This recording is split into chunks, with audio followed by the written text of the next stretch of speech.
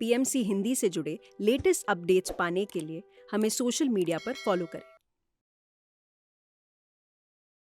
हम हैं PSSM पत्री जी के संग, हम हैं PSSM सांसों के संग।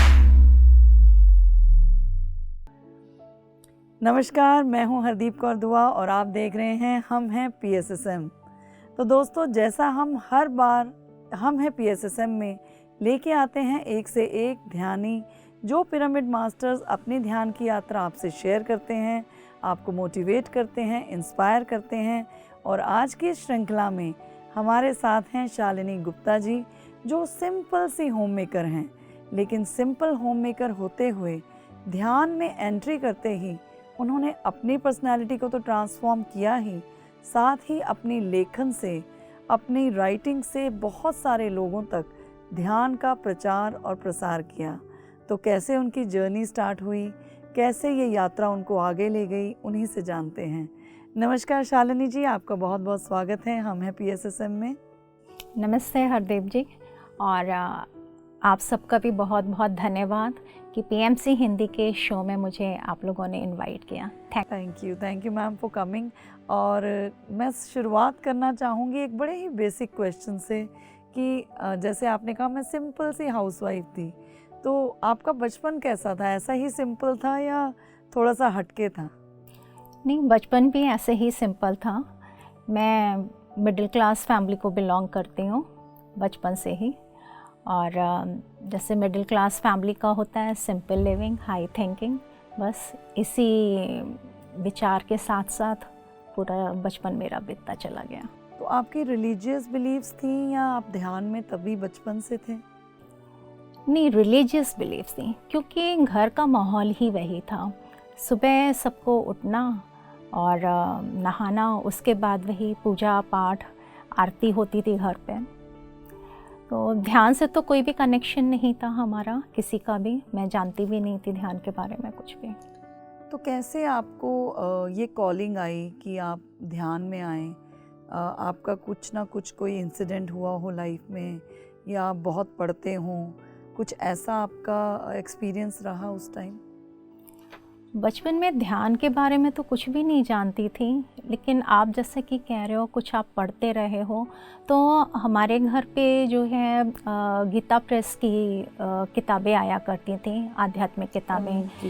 तो हम लोग, मैं और मेरा भाई, जो भी बच्चे थे, हम लोग घर पे सब लोग, हम लोग जो है वो आध्यात्मिक स्टोरीज़ होती थी उसमें छोटी छोटी, तो हम उनको पढ़ा करते थे।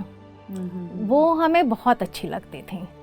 तो जो भी किताब आती थी, नियम था कि वो पूरी किताब हमें पढ़नी है घर पर। और उसमें वो मॉरल वैल्यूज रहती है ना, मॉरल ऑफ द स्टोरी। हाँ जी, तो उसमें वो हर स्टोरी के बाद में नीचे जो है कोई ना कोई 2 या 3 लाइन का मॉरल वैल्यू उसमें होता। तो वो कहीं ना कहीं पत्री जी के शिष्य वाली शुरुआत हो गई। स्वाध्याय आप कर रहे थे, मॉरल वैल्यूज़, उसका कॉन्टेक्स्ट, किस कॉन्टेक्स्ट में क्या कॉन्टेक्स्ट था, वो भी आप सीख रहे थे, लेकिन आपको पता नहीं था कि आप कैसे अग्रसर हो रहे हैं उस मार्ग। हाँ जी। तो वंडरफुल। उसके बाद आप क्योंकि दिल्ली से नहीं हैं, कानपुर से हैं, राइट? जी। तो आप जब दिल्ली आए तो शादी के बाद आए आप? हाँ जी, शादी के बाद। तो आपका वैवाहिक जीवन कैसा रहा और कैसे आपने आगे अग्रसर किया उस मार्ग में? यहाँ पे भी जो है शादी के बाद भी बहुत ही सिंपल लोग मिले मुझे, और यहाँ ससुराल में भी धार्मिक ही माहौल था, आध्यात्मिक माहौल नहीं कह सकते हैं उसको बिल्कुल भी। गायत्री मंत्र का बहुत ज़्यादा पाठ होता था, और गायत्री हवन होता था ससुराल में हमारे यहाँ। बस वही था, धार्मिक माहौल कह सकते हैं। तो आपका बेसिक नेचर कैसा था? मतलब इमोशनली आप कैसे थे उस वक्त?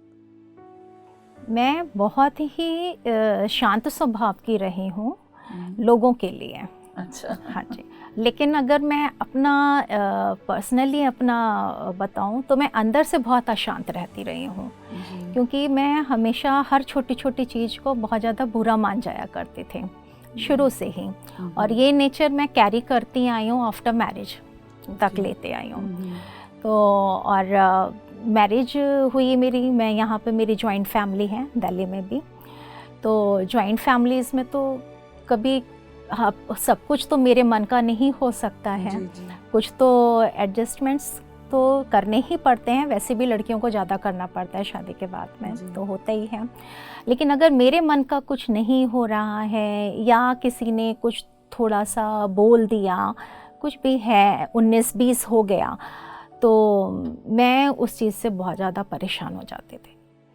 मैं उस चीज़ को लेके अंदर ही अंदर परेशान हूँ, उसी के मैनिपुलेशन में लगी हुई हूँ कि ऐसा बोल दिया तो उसका क्या, क्यों ऐसा बोल दिया, इसका क्या रिएक्शन आएगा, मैंने क्यों नहीं आंसर किया। मैं कभी भी मिसबिहेव नहीं करती रही किसी के साथ में, ना मैंने कभी किसी को अपशब्द किया, लेकिन ये कि मैं खुद में ही परेशान रहती थी।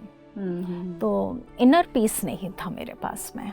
जी, तो देखिए ये जो इनर पीस नहीं था और मैं दुनिया के लिए शांत थी लेकिन स्वयं में अशांत थी, इसका जो एनालिसिस है वो भी ध्यान के बाद ही आ पाता है। तो शालिनी जी, आप अपने इमोशनल टर्बुलेंसेस के बारे में बता रहे थे कि मैं देखने में बहुत शांत थी लेकिन अंदर से बहुत अशांत थी। तो आपको ये रियलाइजेशन कैसे हुई कि मैं जो है दुनिया देख रही है वो अलग है लेकिन मैं बहुत परेशान हूँ और इसलिए मुझे इसके लिए कुछ करना है? एक्चुअली ये तो सभी बोलते थे कि बहुत ही शांत है ये, बाय नेचर बहुत शांत है, लेकिन वो अशांति तो मेरे अंदर थी, उसको मैं ही समझ सकती थी। और ये अशांति जो है और अपना इस तरह का नेचर मैं बचपन से कैरी करते जा रही थी अभी तक, और मैं उसको पूरी ज़िंदगी आगे नहीं ले जाना चाहती थी। तो इसका कहीं ना कहीं कोई ना कोई सल्यूशन मुझे ढूंढना ही था। तो इस सल्यूशन को ढूंढने के लिए मैंने ऐसे ही अपनी फ्रेंड को बोला कि हम लोग जो है किसी योगा के लिए या कहीं किसी मेडिटेशन के लिए चलते हैं। मैंने उसको भी नहीं बोला कि मैं क्यों जाना चाहती हूँ, ऐसे ही बोला कि हम चलते हैं कहीं योगा के लिए या मेडिटेशन के लिए। तो उसने नेक्स्ट डे ही मुझे बताया कि यहाँ पास में ही एक मेडिटेशन सेंटर है और हम चलते हैं, लेकिन हमारे पास कोई एड्रेस नहीं था, सिर्फ लोकेशन पता थी। तो उस लोकेशन के बेस पे ही हम आए और यहाँ पे हमने 2-3 लोगों से पूछा, तो उसमें से किसी ने हमें बताया कि यहाँ पर एक है सेंटर है, पिरामिड मेडिटेशन सेंटर है। अच्छा। तो सेम डे हम फिर ऊपर गए। कहाँ पहुँचे आप? परिनिर्वाण परिनिर्वाणा पिरामिड सफदरजंग में है, दिल्ली में सफदरजंग में। तो वहाँ जब सेंटर पे पहुँचे तो हमें वहाँ पर वसंत शास्त्री मैम जी मिली। उन्होंने हमें पिरामिड में बैठाया। उस दिन द वेरी फर्स्ट डे मैंने पिरामिड भी देखा। मैं इसके पहले पिरामिड के बारे में भी कुछ नहीं जानती थी। उन्होंने मुझे पिरामिड के बारे में बताया और मेडिटेशन से फर्स्ट डे ही मेरा उस दिन इंट्रोडक्शन हुआ। और ये बहुत ही मेरी गुडनेस कह सकते हैं आप कि उस दिन पूर्णिमा का ही दिन था। Oh beautiful. हाँ जी। तो जैसे कि अब मैं जानती हूँ कि पूर्णिमा के दिन ध्यान करने से 3 गुना अधिक कॉस्मिक एनर्जी हम गेन करते हैं जी। तो बस तभी से मेरी जो है ध्यान की यात्रा उसी दिन से स्टार्ट हो गई। तो फ्रेंड्स, देखने में हमें लगता है कि हम इरिटेबल रहते हैं, हम खुश नहीं हैं, लोगों को लग रहा है कि हम शांत हैं, लेकिन अंदर उफान चल रहे हैं। तो कैसे हम मेडिटेशन से जुड़ते ही, कैसे ध्यान में आते ही हमारे अंदर जो है शांति की एक धारा बहने लग जाती है। तो उसी का सजीव जो है उदाहरण हमारे सामने है शालिनी मैम। तो मैम, मैं आपसे जानना चाहूँगी एक और चीज़ कि बहुत सारी होम मेकर्स हैं जो बहुत बर्डन, बहुत स्ट्रेस फील करती हैं, तो आप उनके लिए कुछ बताना चाहेंगे कि वो कैसे अपने आप को इससे जोड़ सकते हैं? देखिए, जो हाउस मेकर्स हैं उनके ऊपर देखिए घर की पूरी जिम्मेदारी तो होती ही है। ऐसा मैं भी सोचा करती थी क्योंकि मैं जॉइंट फैमिली में हूँ और मुझे भी लगता था कि मैं ओवरबर्डन्ड हूँ, क्योंकि पहले मैं जॉब भी करती थी, फिर बाहर जाना, बाहर से आके फिर घर पे पूरी जिम्मेदारियाँ, सुबह भी करके जाना है, आके भी करना है, तो मैं ऐसा फील करती थी। लेकिन मेडिटेशन के बाद में आने के बाद ये समझ में आया कि कुछ भी ओवरबर्डन नहीं है, ये सब हमारा मेंटली होता है सिर्फ। अब जो है सारा टाइम मैनेज भी हो जाता है।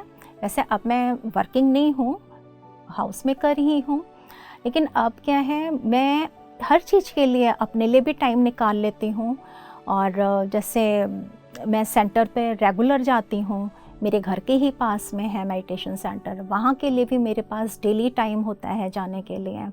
वहाँ पे जाके मैं एक्स्ट्रा टाइम भी दे पाती हूँ।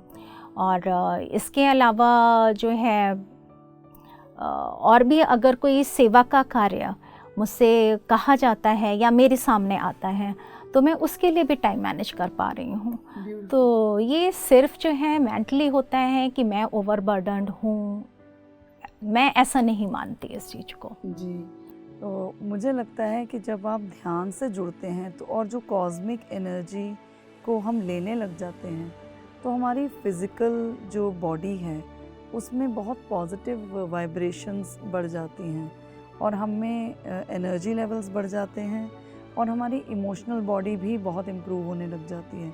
तो सप्त शरीरों पे काम होने लग जाता है। लेकिन लोग जो हैं वो मेडिटेशन, ध्यान को एक बहुत ही बड़ा प्रक्रिया या बर्डन्ड प्रक्रिया समझते हैं।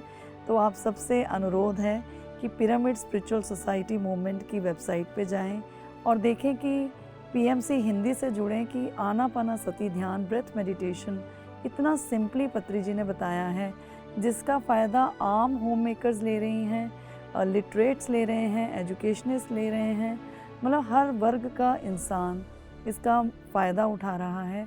और कैसे ही आपको इस रोज़मर्रा के स्ट्रेस जो है नंबर 1 डिज़ीज़ हो चुका है 21st सेंचुरी का, उससे आप निजात पा सकते हैं। तो मैम आपने खुद को ट्रांसफॉर्म किया। औरतें ना बहुत ज़्यादा विक्टिम मोड में रहती हैं कि मेरे साथ ही ऐसा क्यों हो रहा है, ये मेरे साथ होता है, ये सब लोग मेरे साथ ही ऐसा करते हैं। बट जब आप ध्यान में उतरते हैं तो आप अवलोकन करने लग जाते हैं कि ये जो मैं हूँ ये इधर ही गड़बड़ है। और आप आउटर वर्ल्ड से इनर वर्ल्ड में घुसते ही कहीं ना कहीं सेल्फ में चेंजेस लाते हैं और बाहर का एटमॉस्फेयर ठीक होने लग जाता है। एक्चुअली वो तो पहले ही ठीक था, लेकिन हम दृष्टाभाव से देखने लग जाते हैं। तो जब आपने ये चेंजेस अपने भीतर लाए, चेंज किया, तो आपके परिवार पे इसका क्या फ़र्क पड़ा? परिवार में तो कुछ था ही नहीं गलत। फैंटास्टिक। गलत तो शायद मेरा ही नज़रिया था। हाँ जी। क्योंकि जब खुद में ही सेल्फ कॉन्फिडेंस नहीं है आपके अंदर, तो क्या है, हम किसी से खुल के अपनी बात कह नहीं पा रहे हैं, अपने पॉइंट्स को रख नहीं पा रहे हैं दूसरों के सामने में, तो खुद में ही कुढ़ते रहते हैं। तब ये भाव आते हैं मन में कि दूसरा गलत है, हम दूसरों को ब्लेम करते हैं। लेकिन दूसरा तो कभी गलत होता ही नहीं है। पहले तो हमें खुद को ही चेंज करने की ज़रूरत है। और ये रियलाइजेशन हुआ मुझे मेडिटेशन में आने के बाद से, सेल्फ रियलाइजेशन जिसको आप कह सकते हैं, वो मुझे मेडिटेशन में आने के बाद हुआ। और ऐसा तब हुआ जब जिस चीज़ की तलाश में मैं घूम रही थी या चाह रही थी जिस चीज़ को, इनर पीस, जब मन शांत हो गया तो सब कुछ शांत दिखने लगा।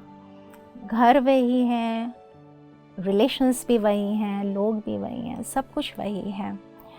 अब सब कुछ बहुत अच्छा लग रहा है। बहुत बढ़िया।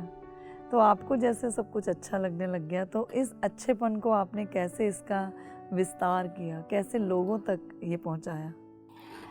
जैसे कि पत्री जी ने हमेशा कहा है कि ए सीखा तो ए सिखाओ, बी सीखा तो बी सिखाओ।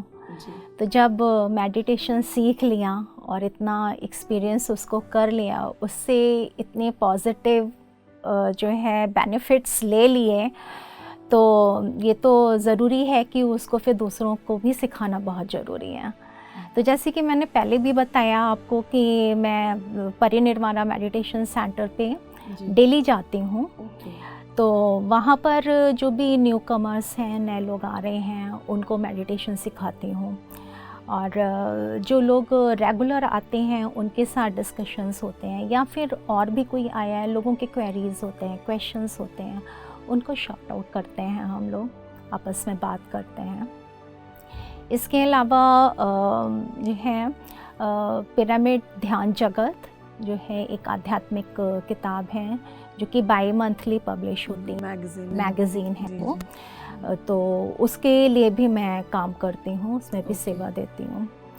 और इसके साथ ही साथ ध्यान के लाभ के पोस्टर्स में जितने भी कंटेंट लिखना था उसका भी मैंने काम किया है। ओके। इसी तरह के जितने भी कोई भी अगर सेवा कार्य मेरे पास आ रहा है और मैं उसको बाखूबी कर सकती हूँ तो मैं उसके लिए हमेशा तैयार रहती हूँ। वंडरफुल। तो अपने साथ साथ, क्योंकि जब हम पढ़ते हैं और पढ़ाते हैं तो अपने साथ साथ आप बहुत सारे और आत्माओं के लाइफ में चेंज और बहुत ही रिलीफ ला रहे हैं इस तरह से। तो फ्रेंड्स, हमने देखा कि एक सिंपल सी होम मेकर कैसे स्ट्रेस फ्री लाइफ खुद अपनाई उन्होंने और कैसे वो इसी का प्रचार और प्रसार कर रही हैं। एक क्वेश्चन है, क्यूरियोसिटी है, आप पत्री जी से मिले हैं? हाँ जी, मिली हूँ। कैसा रहा आपका अनुभव? मैं पत्री जी से बात तो नहीं हुई है मेरी, लेकिन पत्री जी की जो ऊर्जा है उसको मैंने ज़रूर महसूस किया है। बैठी तो मैं पत्री जी के बिल्कुल सामने हूँ, आमने सामने बैठकर। उनकी जो आँखों से जो कांटेक्ट होता है, उनका जो आई कांटेक्ट है वो भी बहुत ही वंडरफुल है। उनकी इतने लोग अगर पत्री जी को फॉलो कर रहे हैं, उनके साथ आ रहे हैं, इट मीन्स उनमें क्वालिटी तो है ही। ऐसे तो कोई किसी को अपना गुरु नहीं मान लेता है। जी। और PSSM आपके लिए क्या है? Pyramid spiritual society movement Shalini ji के लिए क्या है? शायद मेरे लिए आप कह सकते हो ये सब कुछ है अब आज की एज में, क्योंकि मैंने इससे जो पाया, अपना सेल्फ कॉन्फिडेंस पाया, अपना इनर पीस पाया। जी। और मैं अब पूरी तरह से बिज़ी हूँ। एक हाउसवाइफ होते हुए घर में ही पूरा टाइम जो बिता रही थी, उससे अब बाहर निकल के अब मुझे आप कह सकते हो कि एक स्पिरिचुअल फैमिली मिल गई। How sweet.